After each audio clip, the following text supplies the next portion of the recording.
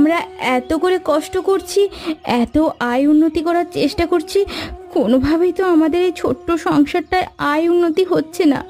কিভাবে কি করব কিছুই তো বুঝতে পারছি না রে দাদা। আমাদের কি কোনো দিনও ভালো দিন আসবে না? এমন সময় কি আমাদের এভাবেই খারাপ দিনেই যাবে? সব সময় কি আমাদের এভাবে খারাপ দিনেই যাবে? আমি থাকতে তুই এত চিন্তা করছিস কেন বোন? তোর কি কোনো সমস্যা হচ্ছে এখানে থাকতে বা কোনো কিছু নিয়ে? তোর যদি কোনো কিছু নিয়ে সমস্যা হয় সবার আগে আমাকে বলবি।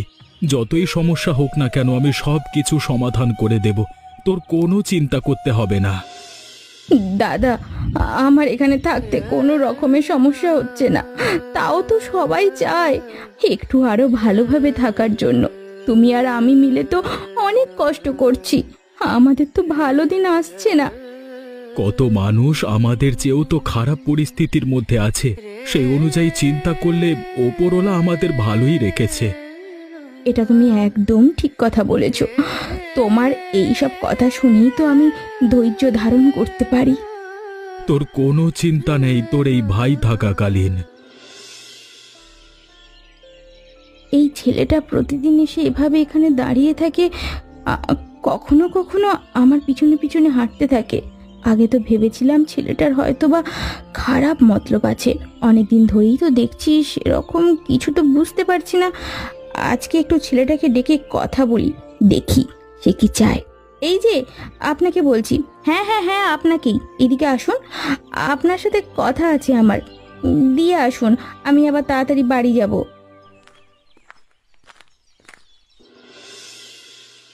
আপনি আমাকে ডেকেছিলেন? দূর থেকে বোঝা যাচ্ছিল না কাকে ডাকছেন। আমাকে কেন ডেকেছেন বলুন তো? আপনাকে দেখে তো এই গ্রামের মনে হচ্ছে না। প্রায় সব সময় আপনাকে দেখি আমার পিছু করেন, কখনো বা কখনো এভাবে এখানে এসে দাঁড়িয়ে থাকেন। দেখে তো ভালো ঘরের ছেলে বলে মনে হচ্ছে। আপনি কি চাচ্ছেন সেটা একবার বলুন তো আমার কাছে। এইভাবে প্রতিদিন লুকিয়ে লুকিয়ে আমাকে দেখছেন কেন? আপনাকে একটা কথা বলবো, কিন্তু কোনোভাবেই আমি সাহসে কুলিয়ে উঠতে পারছি না, সেজন্য এতদিন বলতে পারিনি। আপনি যেহেতু আজকে নিজ থেকে আমার কাছে জিজ্ঞাসা করছেন, এই সুযোগটা হাতছাড়া করতে চাইছি না। আপনাকে আমার ভালো লাগে, আমি আপনার সাথে কোনো ধরনের প্রেমের সম্পর্কে আবদ্ধ হতে চাই না। আমি আমি আপনাকে বিয়ে করতে চাই। আমার পরিবার সম্পর্কে আপনি জানেন? আপনারা যেমন দুই ভাই বোন, আমার পরিবারে আমি এবং আমার বাবা, কোনো সমস্যা হবে না। আচ্ছা ঠিক আছে, আমি আমার ভাইয়ের সাথে কথা বলে আপনাকে জানাবো। নীলা, কই রে? আমার জন্য এক গ্লাস পানি নিয়ে আয় তো এদিকে। একদম শুকিয়ে কাঠ হয়ে গেছে, বাইরে যা রোদ পড়েছে, কাজ করতে খুবই কষ্ট হচ্ছে। একটু তাড়াতাড়ি জল নিয়ে আয়।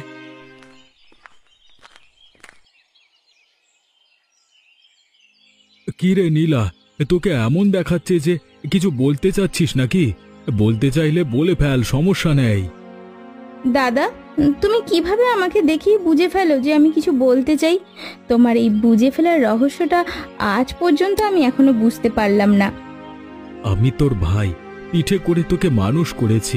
কিছু বলতে চাইলে সেটা অবশ্যই আমি বুঝতে পারি। এত ভনিতা না করে বল, তুই কি বলতে চাচ্ছিস? ভয় পাওয়ার কোনো কারণ নেই। তোমাকে আমি ভয় পাবো কেন? আর ভয়ই বা করবো কেন?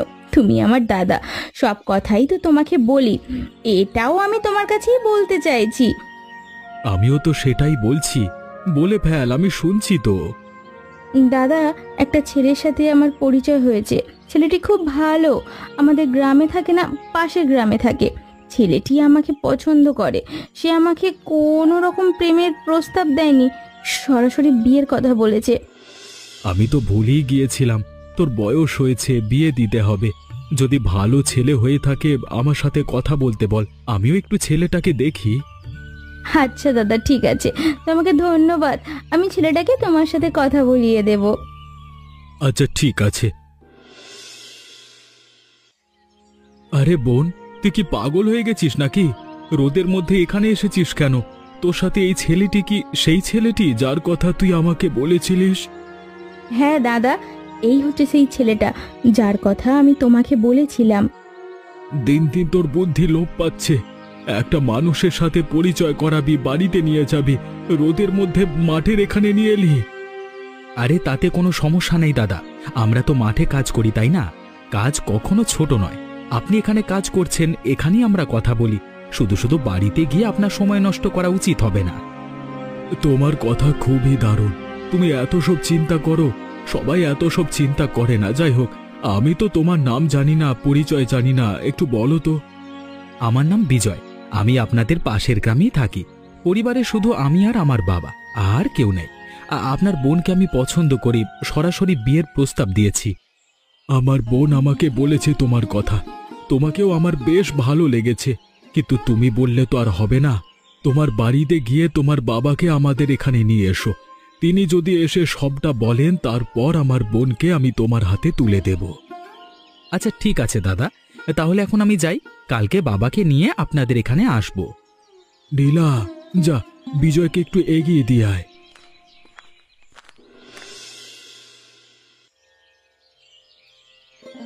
বাবা, তুমি তো সবসময় আমার কথা শুনেছ। আমি যেটা চেয়েছি সেটাই আমাকে দিয়েছ। কখনো তুমি আমার কথার বাইরে যাওনি। মা মারা যাবার পর থেকে তুমি আমাকে কোলে পিঠে করে মানুষ করেছ। মায়ের অভাব বুঝতে দাওনি। আজকে আমি তোমার কাছে একটা আবদার করতে চাচ্ছি। আমি শুধু চাই শেষ পর্যন্ত তুমি আমার এই আবদারটা রাখো, তাহলেই হয়তো আমি ভালো থাকবো, সুখে থাকবো।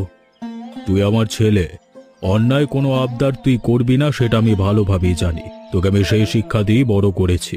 যদি যুক্তিযুক্ত কোনো কিছু আবদার করিস, সেগুলো আমি পূরণ করেছি। এখন কি চাচ্ছিস সেটা আমাকে বল, আমি ভেবে দেখব। গ্রামের একটি মেয়েকে আমার ভীষণ পছন্দ হয়েছে, আমি তাকে বিয়ে করতে চাই। তুমি যদি সেখানে গিয়ে আমার ব্যাপারে কথা বলো, তাহলে একটু ভালো হতো। আমি নিজেই তো তোর জন্য মেয়ে দেখছিলাম। এ তো নিজের মতো পছন্দ করেছিস, তাহলে তো ভালোই হলো। আমি আর মেয়ে খুঁজে পাচ্ছিলাম না, তবে মেয়ে আমাদের এই সংসার করতে পারবে তো? আমার উপর নিশ্চয়ই তোমার ভরসা আছে। আমি এমন কোনো মেয়ে পছন্দ করব না যে আমাদের সংসারে টিকতে পারবে না, ঝামেলা করবে। আচ্ছা ঠিক আছে, তাহলে তো আর কোনো সমস্যা নেই। এই তো তুই সবকিছু জানিস, বুঝিস। তুই যেটা চাচ্ছিস সেটাই হবে। তবে তুই কালকে সকালে গিয়ে তাদেরকে বিয়ের প্রস্তুতি নিয়ে থাকতে বল। তারা রাজি থাকলে বিকেলে গিয়ে আমরা একসাথে বউ নিয়ে চলে আসব। আচ্ছা ঠিক আছে বাবা, তুমি আমার লক্ষ্মী বাবা, আমি তোমাকে খুব ভালোবাসি।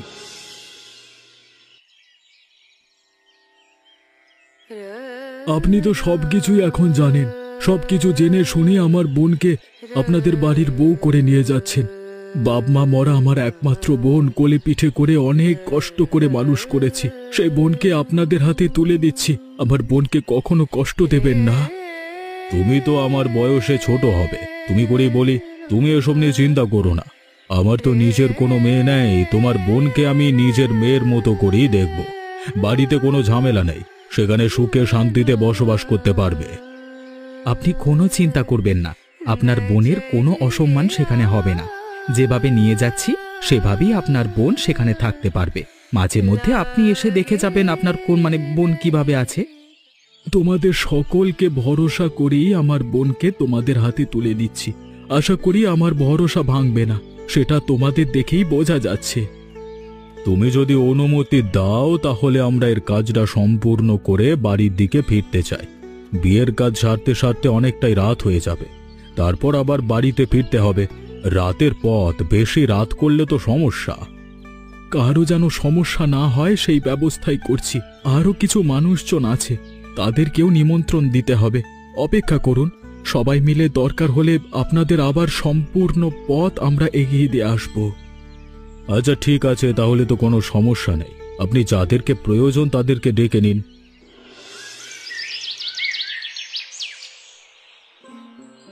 আমরা কি এতই পর হয়ে গেলাম আপনার, নারায়ণ বাবু? এত বড় একটা আনন্দের ঘটনা ঘটালেন, আমরা তো কোনোভাবেই সেখানে নেমন্তন্ন পেলাম না। আরে আপনি তো আমাদের কাউকে নেমন্তন্ন করলেনই না, নিজের ছেলের বিয়ে একা একাই দিলেন। না আরে তেমন কিছু নয়, এখন অবধি বড় কোনো অনুষ্ঠান করতে পারিনি। তবে পরে আমরা সেই অনুষ্ঠান করব, সবাইকে তখন নেমন্তন্ন দেব। এখন হঠাৎ করে ছেলে বলেছে, মেয়েও পছন্দ হয়েছে, সেজন্যই বিয়ে করিয়ে নিয়ে আসলাম। বাবা, ছেলের পছন্দের বিয়ে করা একদম উচিত হয়নি। আজকালকার মেয়েরা তেমন একটা ভালো হয় না। আর আপনি যে গ্রামের মেয়েকে বিয়ে করিয়েছেন সেই গ্রামের অনেক বদনাম আছে মেয়েদেরকে নিয়ে। তবে যেন আপনার ছেলেকে হাত করে আপনাকে বাড়ি থেকে বের করে দেয়, না যেন না দেয় আর কি। হ্যাঁ, এসব কি বলছো তুমি? দুদিন হতে পারলো না বউ এসেছে ঘরে, এরই মধ্যে উল্টোপাল্টা কথা শুরু করে দিলে।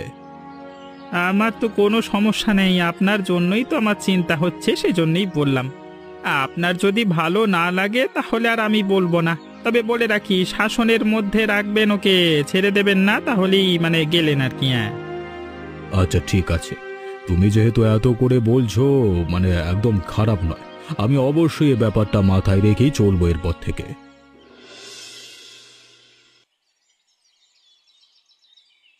এসব তুমি কি রান্না করেছো? এসব খাবার তো আমি জীবনেও মুখে দিইনি।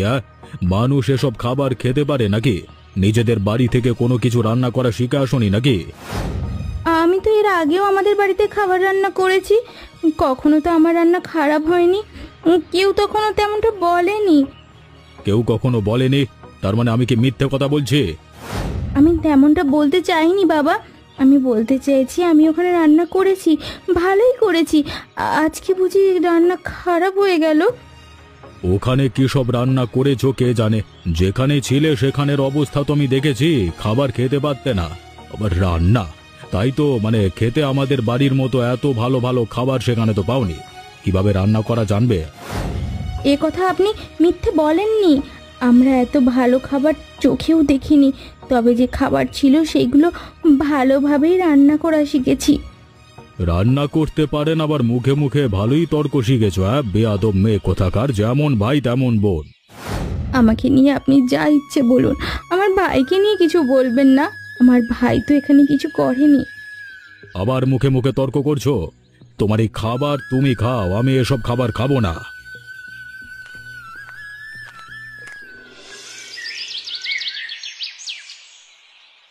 কি গো নারায়ণ বাবু, মাত্র না আপনি বাড়িতে গেলেন কিছুক্ষণ আগে, আবার ফিরে আসলেন যে? দেখে তো মনে হচ্ছে আপনার মন মেজাজ এমন একটা মানে তেমন একটা ভালো নেই। কি হয়েছে বাড়িতে আবার? সময় সম্পর্কে তোমার কোনো ধারণা আছে নাকি? তুমি হচ্ছে অশিক্ষিত লোক। আমি তোমার দোকানে এসেছি সেই সকালে, এখন দুপুর, মাত্র গেলাম মাত্র আসলাম, কই? আমি তো খারাপ কিছু বলি না, আপনি শুধু শুধু আমার উপর রেগে যাচ্ছেন কেন? যেখানে রাগবার কথা সেখানে গিয়ে রাগুন না, আমার সাথে রেগে কোনো লাভ হবে না, নিশ্চয়ই বাড়িতে ঝামেলা হয়েছে, তাই না? তুমি যেটা বলেছিলে সেটাই হয়েছে। ওই মেয়ে কোনোভাবেই ভালো নয়, ওই মেয়েটিকে আমার ছেলের বউ করে এনেছে, এটা আমি ভুল করেছি। কত বড় সাহস আমার মুখে মুখে তর্ক করে! তখন তো আমি বলেছিলাম, আমার কথা আপনি বিশ্বাস করলেন না, বললেন আমি উল্টোপাল্টা কথা বলি।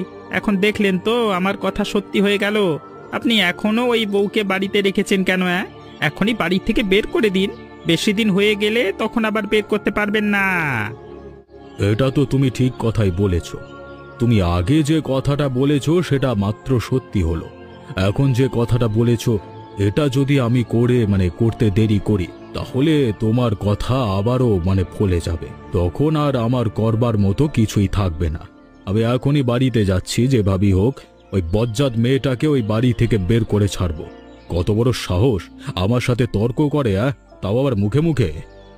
যান যান, এখনই যান, ওকে বাড়ি থেকে বের করে দিন, আপদ বাড়িতে রাখা মানেই ঝামেলা।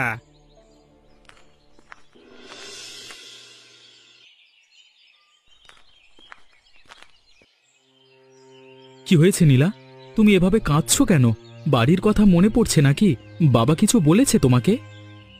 বাবা শুধু শুধু আমাকে অনেক বকাবকি করেছে, আমার ভাইকে নিয়েও কথা বলেছে, আমাকে গালি দিলেও আমি কিছু বলতাম না, আমার দাদাকে গালি দিলে সেটা আমি সহ্য করতে পারি না, আমার রান্না নাকি ভালো হয় না, সেই জন্য তিনি আমাকে বকেছেন। কি বলছো? তোমার রান্না তো ভালোই হয়, আমিও তো খেলাম। আমি বাইরে বসে সবটাই শুনতে পাচ্ছি, আমার মুখে মুখে তর্ক করে আমার ছেলের কাছে আমার নামে বিচার দেওয়া হচ্ছে, তাই না? ভেবেছো আমার ছেলেকে হাত করে নেবে? সেটা সম্ভব নয়, আমি তোমাকে এখনই বাড়ি থেকে বের করে দেব। এসব কি বলছো বাবা তুমি? নীলা কি এমন করেছে ওকে তুমি বাড়ি থেকে বের করে দেবে কেন? যা হয়েছে সমাধান হয়ে যাবে। আমি কোনোভাবেই এই বজ্জাত মেয়েকে এ বাড়িতে রাখবো না, ওই বাড়িতে থাকলে অমঙ্গল হবে, ওকে এখনই বের করে দিচ্ছি। বাবা তুমি হয়তো ভুলে যাচ্ছ, নীলা এখন আমার স্ত্রী, তুমি চাইলে ওকে বাড়ি থেকে বের করে দিতে পারো না, আমি শুধু অধিকার রাখি ওকে বাড়ি থেকে বের করে দেওয়ার। তুমি যদি আমার বউকে বাড়ি থেকে বের করে দাও তাহলে কিন্তু আমিও বাড়ি ছেড়ে চলে যাব বলে দিলাম। ও আচ্ছা, এর মধ্যে আমার ছেলেকে হাত করে নিয়েছো, তাই না? ঠিক আছে, দুজনই তাহলে বাড়ি থেকে বের হও। বাইরে গিয়ে যখন অভাব টের পাবে তখন টাকার জন্য বউ ছেড়ে আমার কাছে আসতে হবে, মনে রাখো। বাবার সাথে ঝগড়া করে তোমার এভাবে বাড়ি থেকে বের হয়ে আসাটা মোটেও উচিত হয়নি। বাবা নিশ্চয়ই অনেক কষ্ট পেয়েছে। আমি বের হয়ে আসিনি, বাবা বের হয়ে যেতে বলেছে। আমার বউ যেখানে থাকতে পারবে না সেখানে আমি কিভাবে থাকবো? এই ছোট্ট কুড়ে ঘরটা কার? এখানে আমরা থাকবো নাকি? এখানে তো একটা বকুল গাছ রয়েছে। এখন থেকে আমরা এখানেই থাকবো। এই জমিটা বাবার নয়, মা মারা যাবার আগে এই জমিটা আমার নামে লিখে দিয়েছে। মাঝে মধ্যে আমার মন খারাপ হলে তখন আমি এখানে এসে বসে থাকতাম। তখন আমি এখানে এই ছোট্ট ঘরটি বানিয়েছি। তোমার কোনো সমস্যা হবে না তো এখানে থাকতে? হ্যাঁ, আমার আবার কি সমস্যা? আমি তো এর চেয়েও ছোট্ট ঘরে রয়েছি। আমি তোমাকে নিয়ে ভাবছি এরকম ঘরে তুমি থাকতে পারবে কিনা। তারপর তো টাকা পয়সা নেই, তোমার নিশ্চয়ই অনেক কষ্ট হবে। আমাকে নিয়ে তোমার কোনো চিন্তা করতে হবে না। আমি পরিশ্রমী ছেলে, অনেক ধরনের কাজ জানি। কোনো একটা কাজ জোগাড় করে নিতে পারবো। তা দিয়ে আমাদের সংসারটা ভালোভাবেই চলবে। এই বকুল গাছের নিচে আমাদের এই ছোট্ট ঘরটাই হবে সুখের সংসার। বাড়িটা কেমন অপরিচ্ছন্ন। চলো আমরা দুজনে মিলে পুরো বাড়িটাকে ভালোভাবে পরিষ্কার পরিচ্ছন্ন করে নিই, তাহলে তো থাকতে পারবো। আচ্ছা ঠিক আছে, চলো দুজনে হাত লাগাই।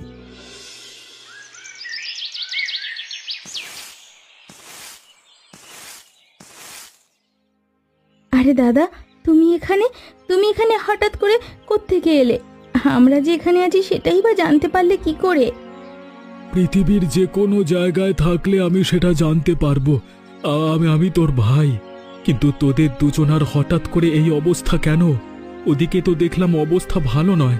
বিজয়দের বাড়িতে গিয়েছিলাম তোদেরকে দেখতে।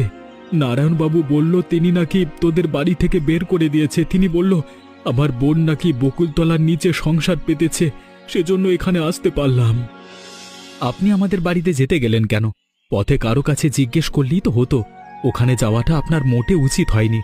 বাবা নিশ্চয়ই আপনাকে উল্টোপাল্টা কথা বলেছে, তাই না? শুধু আপনি অপমানিত হলেন ওখানে গিয়ে। ভালো কথা, তোমাদের তো বলাই হয়নি। নারায়ণবাবু আমাকে কোনো ধরনের অপমান করেননি। তিনি বড়ই অসুস্থ, তবে সেটা তোমাদের কাছে বলতে নিষেধ করেছে। তিনি হয়তোবা তোমাদের করুণা চান না, কিন্তু আমি মনে করি বাবার উপর ছেলের এবং ছেলের বউয়ের অবশ্যই কর্তব্য রয়েছে। তোমাদের এখনই ও ঘর ছেড়ে সেখানে যাওয়া উচিত। দুজন মিলে তোমাদের বাবাকে সুস্থ করতে হবে। জেদ করে থাকলে কাজ হবে না। আপনি কি বলছেন দাদা? আমার বাবা অসুস্থ? আমি তখনও তোমাকে বলেছিলাম বাবা হয়তো রেগে আছেন, পরে সবকিছু ঠিক হয়ে যাবে, বাড়ি ছেড়ে যেতে হবে না। এতে তুমি তো কোনো কথাই শুনলে না। দেখলে তো বাবা এখন অসুস্থ হয়ে গেছে, আর এক মুহূর্তও দেরি না করা উচিত হবে, বুঝলে তো? চলো চলো তাড়াতাড়ি চলো।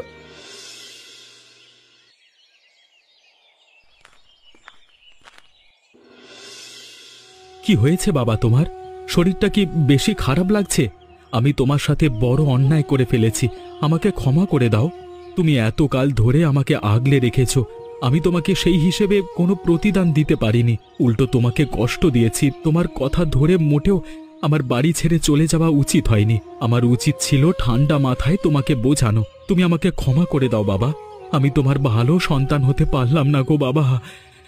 আমাকে আপনি ক্ষমা করে দেন বাবা। আমার আমার মুখে মুখে তর্ক করাটা আপনার সাথে একদম উচিত হয়নি। আমার চুপ করে থাকাই উচিত ছিল। ভুল হয়েছে, ক্ষমা করুন। তোমরা আমার কাছে এভাবে ক্ষমা চাচ্ছ কেন? আমার কাছে ক্ষমা চেয়ে আমাকে আরো দোষীর ভাগীদার করছো। আমি লজ্জিত হচ্ছি। আমি তোমাদের কাছে ক্ষমা চাইব, কারণ আমি দোষ করেছি। তোমরা কোনো দোষ করনি, তোমরা বরং আমাকে ক্ষমা করে দাও।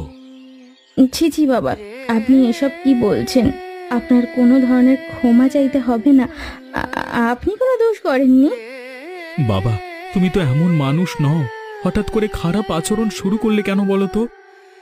গ্রামের অনেকগুলো লোক আমাকে অনেক ধরনের কথা বলেছে, সেটা আমি মেনে নিতে পারিনি। তাদের কথায় আমি ভুল পথে গিয়েছি। ভোলানাথ আমাকে অনেক উল্টোপাল্টা কথা বলেছে। আমারই ভুল হয়েছে।